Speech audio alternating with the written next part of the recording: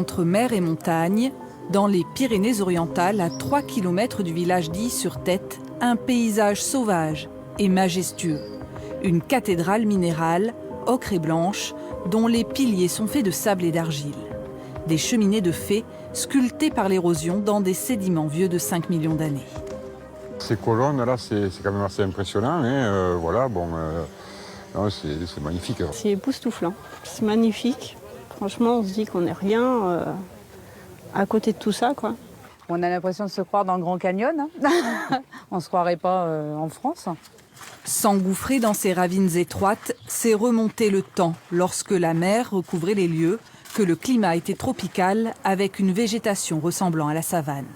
Les pluies et les millénaires ont travaillé comme des artistes, modelant et ciselant la roche.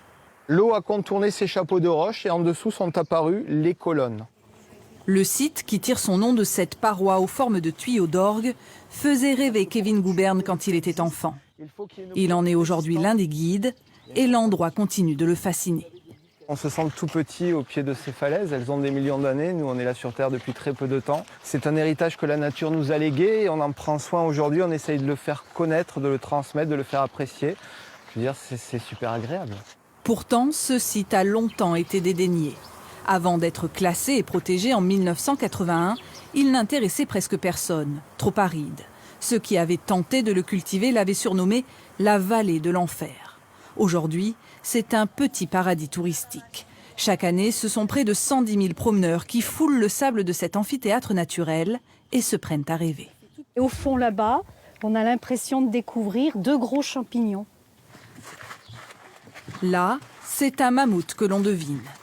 Il est juste là et pour le voir apparaître, il faut imaginer que le trou dans la paroi, c'est l'œil bleu du mammouth. Ici, un escargot ou toute autre chose soufflée par l'imagination. De l'imagination, Caroline Lopez en a à revendre. Le dragon s'avance au bord de la falaise, gonfle son énorme torse et là sort un souffle glacial. Tout est blanc, tout est gelé. Le décor se prête à ses contes et les met en relief. À n'importe quelle heure de la journée ou même le soir, il y a des ambiances, des couleurs différentes. Tout au long des saisons également, il a toujours ce charme-là.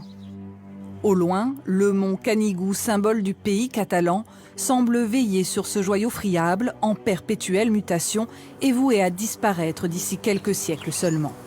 Aux orgues d'Illy-sur-Tête, la petite musique de l'érosion continue de jouer, mais à moins de 2 km, un autre site est en train de s'affûter, magie de la nature et du temps qui passe.